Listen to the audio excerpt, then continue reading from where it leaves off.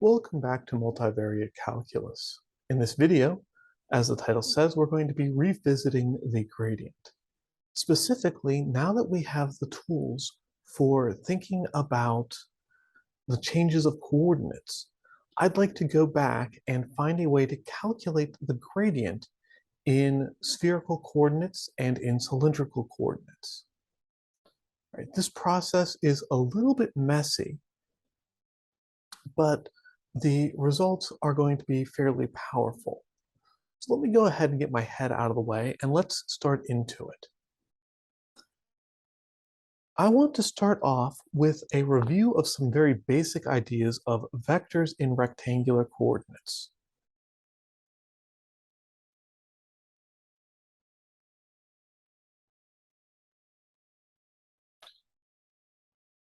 Given a point x, y, z, we know that we can go from 0, 0, 0 to x, y, z with a vector which has components x, y, and z. And we found that it was very useful to write unit vectors I hat, j hat, and k hat as being unit vectors in these various directions. I'm not going to use this directly a lot, but to make the rest of this make sense, I do want to mention that in general, when we're talking about unit vectors, if it's not immediately clear what I, j, and k we have, especially if you're dealing with a rotated coordinate system where you have a couple of different x directions in different places, very often you will see instead of I hat, E sub x hat.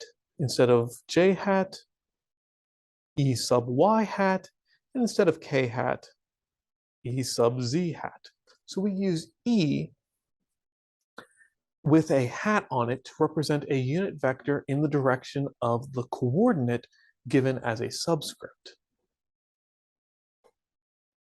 And so if we go to spherical coordinates,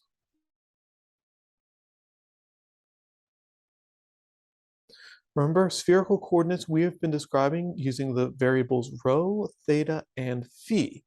Although I do want to stress that spherical coordinates are not standardized. There are several different sources that use several different variable choices and combinations.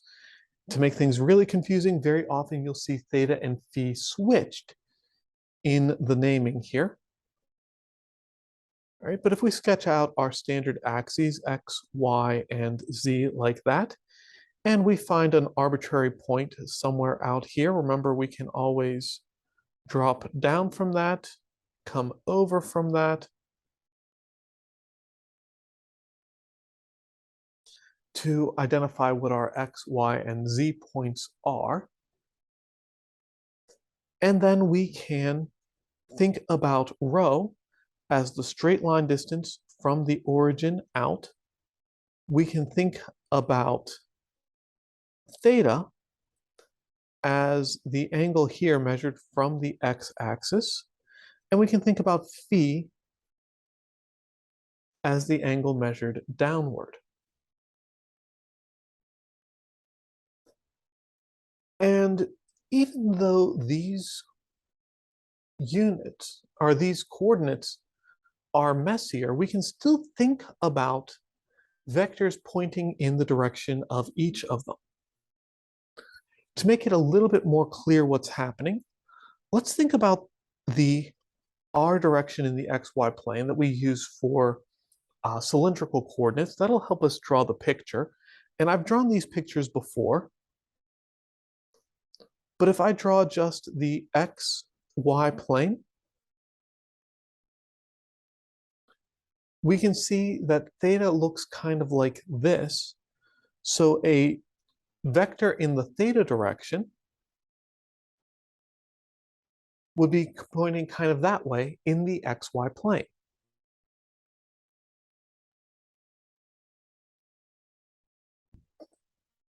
And if we take the RZ plane, again, remember R, I'm cutting into the XY plane in the radial direction. then we have phi being measured downward like this. Let's put that in blue so that I can match everything else up in blue. The rho direction would be out that way. And the phi direction, why did I write that as a theta, not a phi? Sorry about that. The phi direction would be down this way.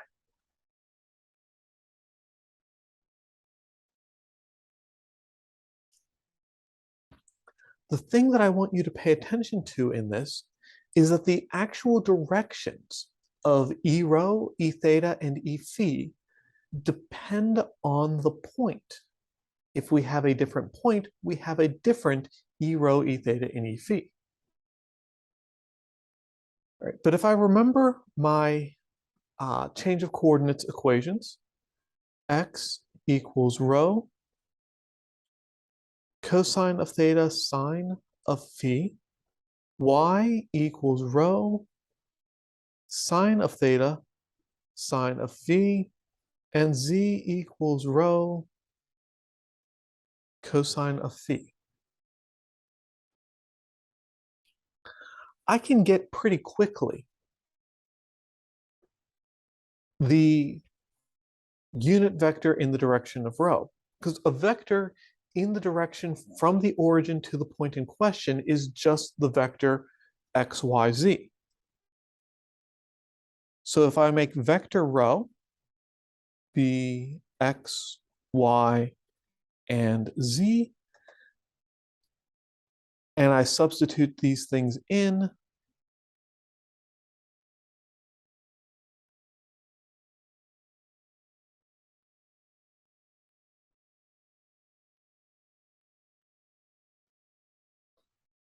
I know that the magnitude of this is actually rho. All right, so the magnitude of the vector pointing towards rho is rho, right? That's the definition of that coordinate. So E rho should be this vector divided by the magnitude, which is rho itself, which just means cancel out the rows in all of the coordinates, and we get cosine theta sine phi, we get sine theta sine phi, and we get cosine of phi. Right? Rho hat depends on theta and phi, but not rho. As you change theta and phi, rho hat will change, or E rho will change.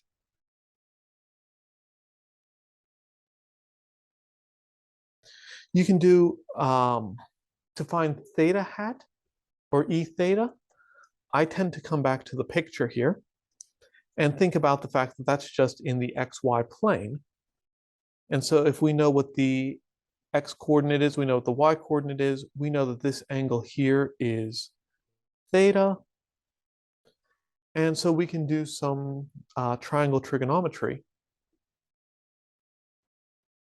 to say we know what that angle is. And we're looking for this angle, which looks like it's going to be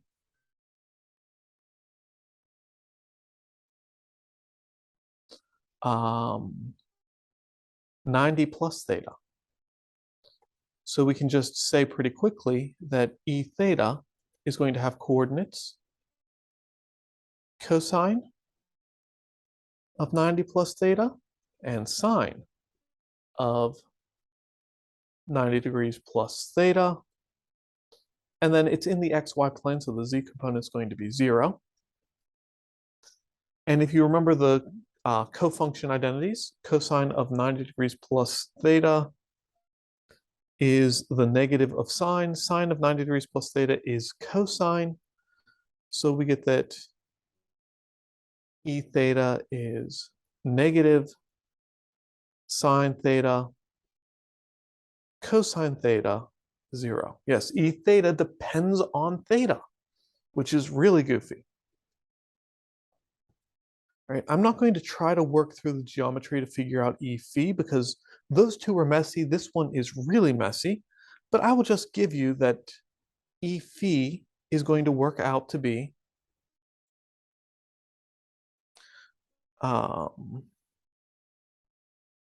cosine phi, cosine theta,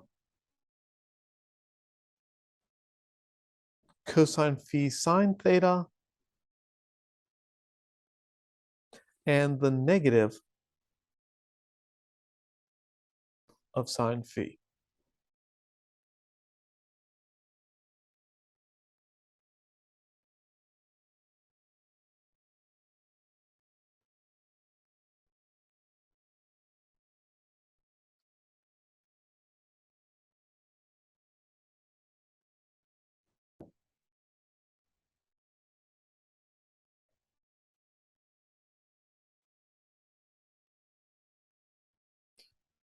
All right, that's really, really a mess.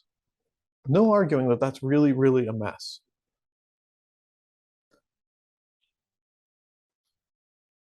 I know that if I have a function given as x, y, and z, I've written the gradient of this function in component form as partial f partial x, partial f partial y, partial f partial z. I could have just as easily written that using unit vectors, right? Partial f partial x I hat plus partial f partial y j hat plus partial f partial z k hat. What I would like to be able to do is write the gradient of f given in spherical coordinates, rho, theta, and phi, in the same manner. I would love to be able to write it as partial f partial rho in the rho direction. Unfortunately, it doesn't quite work that way. So we have to do something a little bit different.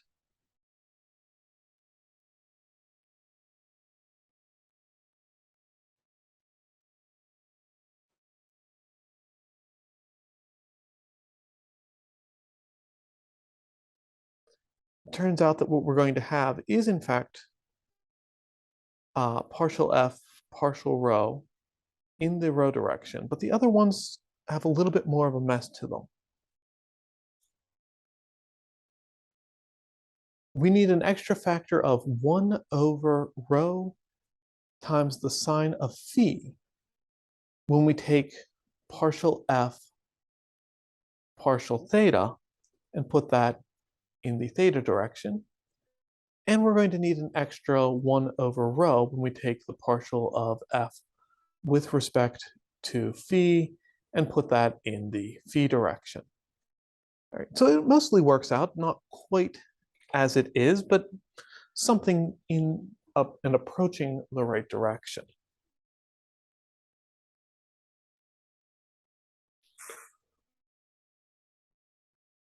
We can try to use what we have in order to verify this.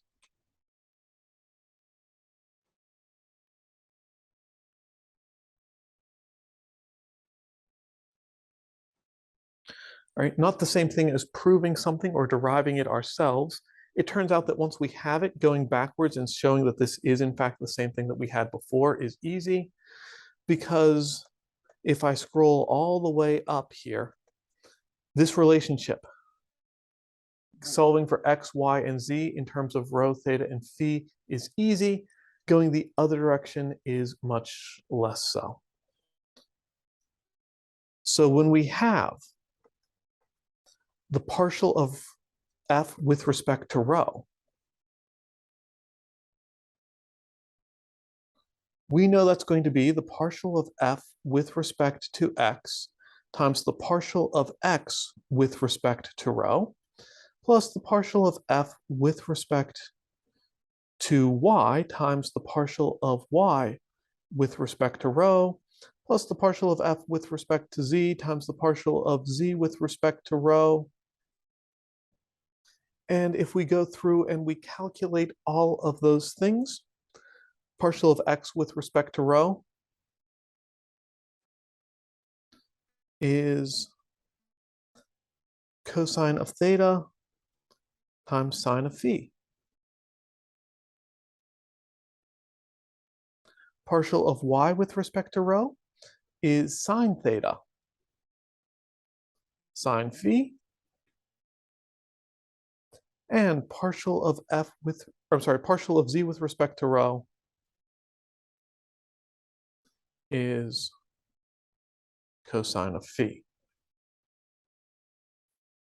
And if we multiply that times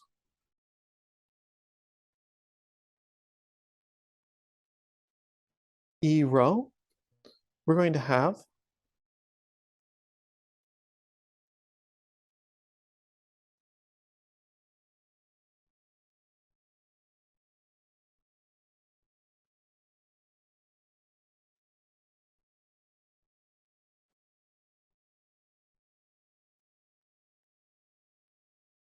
remember, the components are cosine theta sine phi, sine theta sine phi, and sorry about that, cosine phi, which doesn't quite fit on the screen. But I can still multiply all of that out. I'm going to end up with, I'm going to switch to unit vectors, call that I hat, j hat, and k hat instead of components, so that I can fit everything on the screen, or at least try to. So in the x direction, I'm going to multiply everything times cosine theta sine phi, which is going to give me partial f partial x cosine squared theta sine squared phi plus partial f partial y sine theta cosine theta sine squared phi plus partial f partial z cosine theta sine phi cosine phi. And all of that is in the x direction, so I'll multiply it by I hat, and then I'll do the same thing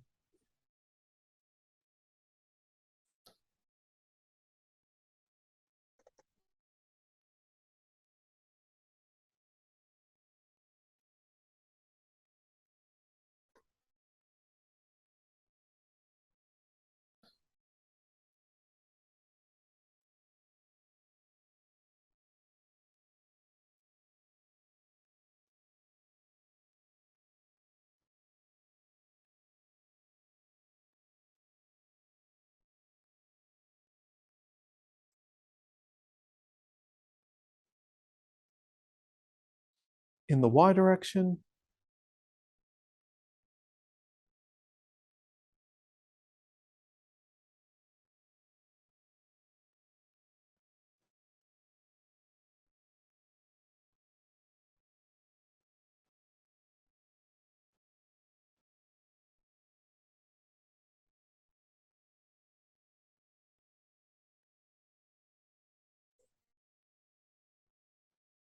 And in the z direction.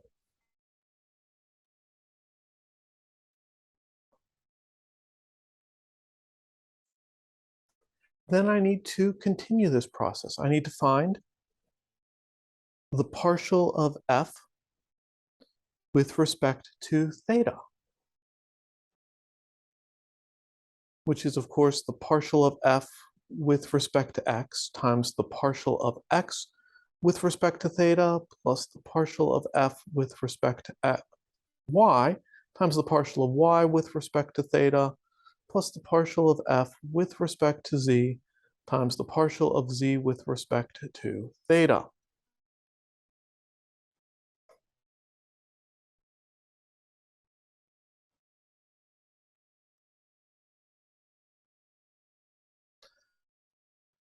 All right, partial of x with respect to theta. Again, remember, x is rho times the cosine of theta times the sine of phi.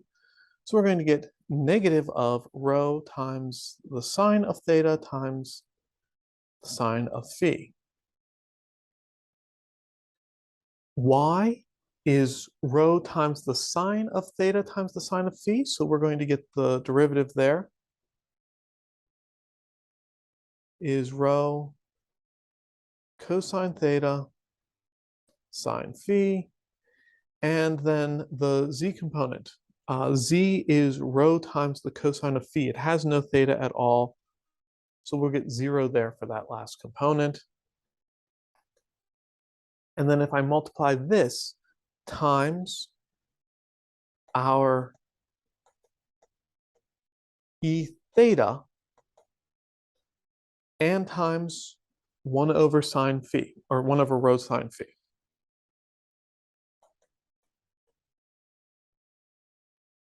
So I need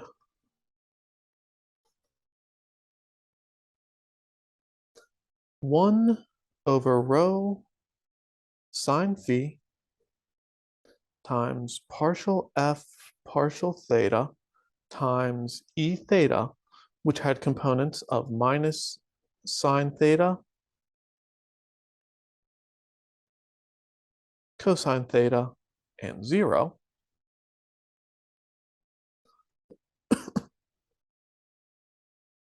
I wrote that down wrong, didn't I? That should be rho times the sine of phi. That's what I wrote earlier. You'll notice that the rhos are canceling out, the phis are canceling out. It actually works out really nicely. And we're going to end up with, all right, 1 over rho sine phi cancels out the rho and the phi. So we have partial of x with respect to x times minus sine theta times minus sine theta, which is partial f partial x sine squared theta plus partial f partial y. I guess that should be minus sine theta cosine theta in the x direction. And then we'll have partial f partial x. I guess it'll have a minus. We'll have a sine theta and a cosine theta. And then we'll have plus partial f partial y cosine squared theta in the j direction. And then, of course, 0 in the k direction.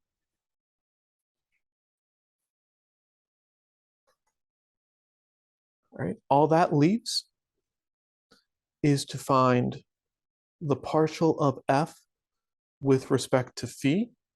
And then once we have that, calculate 1 over rho times partial of f over partial phi times E phi. And once we have that, we can add everything together. I would like you to do these next 2 steps on your own. If you would like to continue on from there and actually calculate everything, but doing these next 2 steps on your own is the real thing that I'm looking for. All right? Take a few minutes to work through that, and then I'll see you in the next video.